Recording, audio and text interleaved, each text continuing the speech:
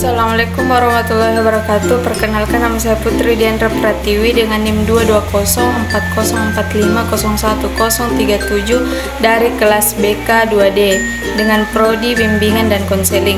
Di sini saya akan membuat sebuah video untuk memenuhi tugas ujian akhir semester mata kuliah Sosiantropologi yang diampu oleh Bapak Aswar SPD MPD. Soal yang pertama yaitu mengidentifikasi hal-hal yang berkenaan dengan fenomena sosiologi dengan peristiwa-peristiwa yang terjadi di sekitar kita, di mana kita dapat menerangkan tentang konsep sosialisasi dan penyesuaian diri, pranata dan stratifikasi sosial, mobilitas sosial, dan perubahan sosial yang dihubungkan dengan konteks pendidikan atau hubungan timbal balik antara konsep tersebut dengan pendidikan. Nah, dalam konteks pendidikan di sekolah atau kampus, terdapat beberapa hal yang berhubungan dengan fenomena sosiologi. Berikut adalah contoh-contoh hal tersebut yang dapat dihubungkan dengan konsep sosialisasi dan penyesuaian diri, pranata dan stratifikasi sosial, mobilitas sosial, serta perubahan sosial. Yang pertama yaitu sosialisasi dan penyesuaian diri. Saat memasuki lingkungan pendidikan baru, baik itu sekolah atau kampus, individu akan mengalami proses sosialisasi. Mereka perlu belajar dan memahami norma-norma, nilai-nilai, dan aturan-aturan yang berlaku di institusi tersebut. Selain itu, individu juga menyesuaikan diri dengan peran dan ekspektasi sosial yang ada, seperti menjadi siswa, mahasiswa, atau anggota suatu kelompok studi. Proses sosialisasi dan penyesuaian diri ini memungkinkan individu untuk berintegrasi dengan lingkungan pendidikan yang memperoleh keahlian sosial yang diperlukan. Yang kedua yaitu pranata dan stratifikasi sosial. Dalam konteks pendidikan, terdapat pranata-pranata sosial yang mengatur berbagai aspek kehidupan sekolah atau kampus. Pranata ini mencakup struktur organisasi, sistem penilaian, kurikulum, dan peraturan-peraturan yang ada. Konsep stratifikasi sosial juga berlaku di dunia pendidikan, di mana ada perbedaan status sosial seperti perbedaan antara guru dan murid atau perbedaan antara tingkat pendidikan seperti SD, SMP, SMA, atau perguruan tinggi. Pranata dan stratifikasi sosial ini mempengaruhi interaksi dan hubungan sosial di dalam lingkungan pendidikan. Yang ketiga yaitu mobilitas sosial. Pendidikan memiliki peran penting dalam mobilitas sosial. Melalui pendidikan, individu memiliki kesempatan untuk meningkatkan status sosial dan mencapai kesuksesan dalam kehidupan. Misalnya, seseorang dari keluarga ekonomi rendah dapat mendapatkan pendidikan yang baik dan kemudian mencapai mobilitas sosial vertikal, naik ke kelas sosial yang lebih tinggi. Pendidikan juga dapat mempengaruhi mobilitas horizontal, yaitu perpindahan antara jenis pekerjaan atau bidang pekerjaan yang berbeda. Dan yang terakhir yaitu perubahan sosial. Pendidikan juga berperan dalam perubahan sosial. Melalui pendidikan, nilai-nilai, norma-norma, dan pandangan masyarakat dapat berubah seiring waktu. Contohnya, perubahan dalam kurikulum pendidikan yang mencakup penekanan pada isu-isu lingkungan atau kesetaraan gender dan mempengaruhi sikap dan perilaku generasi muda. Pendidikan juga berperan dalam mengubah pola pikir dan memperkenalkan ide-ide baru yang dapat memicu perubahan sosial.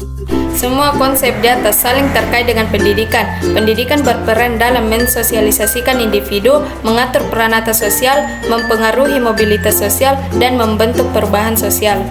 Soal nomor 2 yaitu identifikasi hal-hal yang berkenaan dengan fenomena antropologi dengan peristiwa-peristiwa yang terjadi di sekitar Anda, di mana Anda dapat menerangkan tentang konsep kebudayaan, transmisi budaya, budaya-budaya belajar, dan pendidikan multikultural.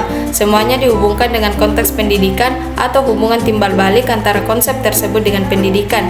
Nah, dalam konteks pendidikan di sekolah atau kampus, terdapat beberapa hal yang berhubungan dengan fenomena antropologi. Berikut adalah contoh-contoh hal tersebut yang dapat dihubungkan dengan konsep kebudayaan, transmisi budaya, budaya-budaya belajar, dan pendidikan multikultural, serta hubungan timbal balik antara konsep tersebut dengan pendidikan.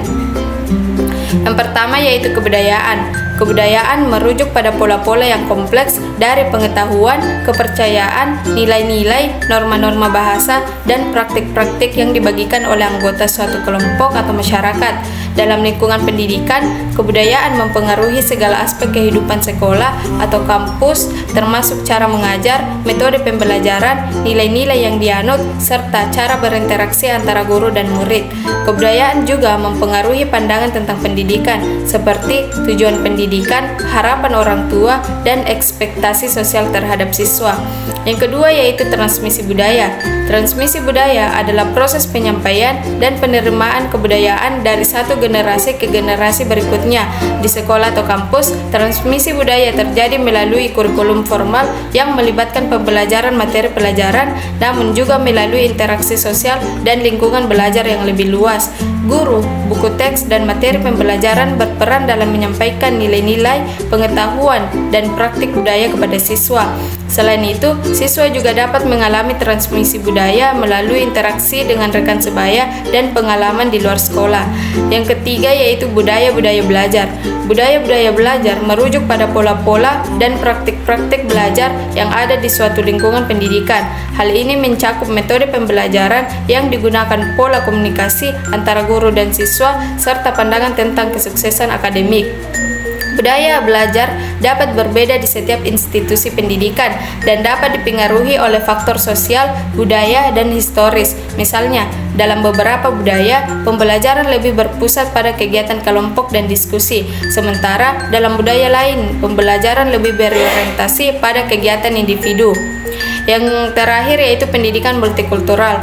Pendidikan multikultural berfokus pada pengakuan dan penghargaan terhadap keberagaman budaya dalam konteks pendidikan.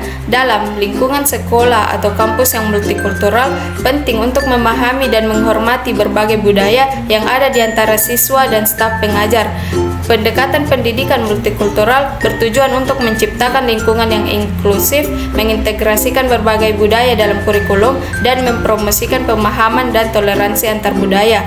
Hal ini membantu meningkatkan kesadaran siswa tentang keberagaman dan mengembangkan keterampilan. Nah, ada beberapa fenomena sosiantropologi pendidikan yang dapat diamati di kampus atau sekolah. Berikut adalah beberapa contoh fenomena tersebut. Yang pertama yaitu budaya kekerasan, yang kedua yaitu persaingan akademik yang tinggi, yang ketiga yaitu pengaruh media sosial, yang keempat yaitu penolakan terhadap perbedaan, dan yang terakhir yaitu partisipasi dan aktivisme siswa.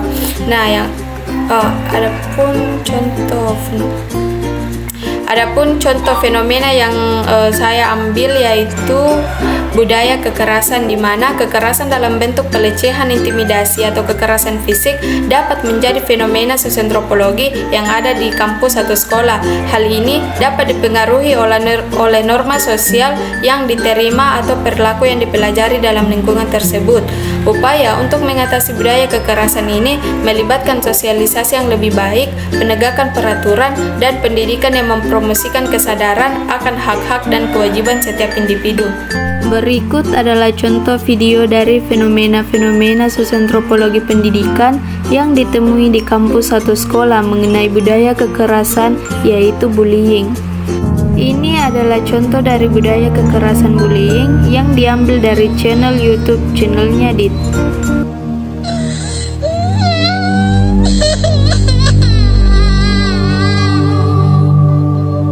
Tahukah kamu, kekerasan di sekolah sering terjadi di Indonesia. Dari tahun 2013 hingga 2014, jumlah kekerasan di sekolah naik sampai dengan 16% yang dilakukan anak usia di bawah 14 tahun. Dan itu dilakukan di sekolah. Hampir setiap sekolah yang ada di Indonesia pasti terdapat kasus kekerasan di sekolah. Dari tingkat universitas, menurun ke SMA, lalu SMP, bahkan sampai ke SD. Bagaimana caranya? Biasanya, kekerasan dilakukan dengan banyak hal, seperti secara verbal, secara fisik, secara rasional, dan elektronik. Sebagai contoh, bila ada anak yang terlihat gendut atau berbadan besar, biasanya orang di sekitarnya akan mengata-ngatainya dengan perkataan yang tidak enak.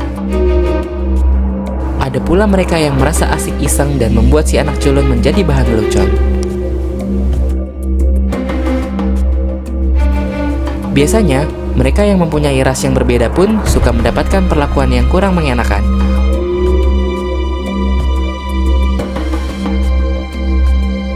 Zaman pun berubah. Kekerasan ini pun bisa dilakukan melalui media elektronik atau biasa kita sebut media sosial. Soal yang terakhir yaitu, buatlah analisis kritis terhadap fenomena-fenomena tersebut atau narasikan gap antara konsep pendidikan ideal yang boleh bersumber dari filosofi tokoh pendidikan Indonesia dengan peristiwa-peristiwa sosioantropologi pendidikan yang kita temui di sekolah atau di kampus.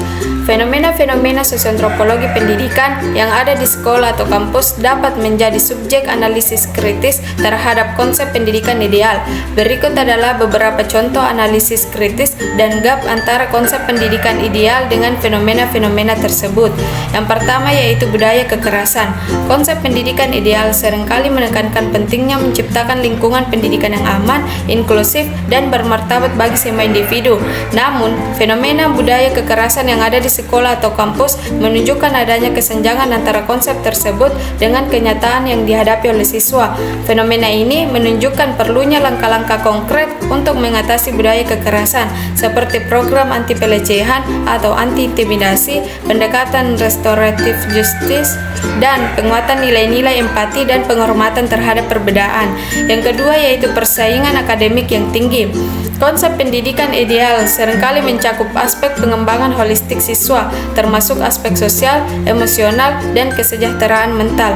Namun, fenomena persaingan akademik yang tinggi dapat menciptakan tekanan yang berlebihan pada siswa dan berdampak negatif pada kesejahteraan mereka. Gap antara konsep pendidikan ideal dengan kenyataan ini menunjukkan perlunya pendekatan pendidikan yang berfokus pada pembangunan keseimbangan antara prestasi akademik dan kesejahteraan siswa melalui pengembangan keterampilan kepribadian, kesehatan mental, dan manajemen stres. Yang ketiga yaitu pengaruh media sosial. Konsep pendidikan ideal seringkali menekankan pentingnya pengembangan keterampilan kritis, kreatif, dan literasi media pada siswa. Namun, fenomena pengaruh media sosial yang kuat dalam lingkungan pendidikan menunjukkan adanya kesenjangan antara konsep tersebut dengan kenyataan di lapangan. Fenomena ini menunjukkan perlunya pendidikan yang lebih proaktif dalam memberikan pemahaman tentang media sosial, melatih keterampilan evaluasi informasi, dan mempromosikan penggunaan media sosial yang bertanggung jawab dan etis. Dan yang terakhir yaitu penolakan terhadap perbedaan. Konsep pendidikan ideal seringkali menekankan pentingnya pendidikan yang inklusif, menghargai keberagaman, dan melawan diskriminasi. Namun, fenomena penolakan atau diskriminasi terhadap perbedaan yang terjadi di sekolah atau kampus menunjukkan adanya kesenjangan antara konsep tersebut dengan praktik yang ada. Gap ini menunjukkan perlunya pendidikan yang lebih aktif dalam mempromosikan nilai-nilai toleransi, kesetaraan, dan penghargaan terhadap keberagaman melalui pendekatan multikultural dan pengembangan keterampilan antar budaya. Mungkin itu saja yang dapat saya jelaskan, kurang dan lebihnya mohon dimaafkan. Sekian dan terima kasih. Wassalamualaikum warahmatullahi wabarakatuh.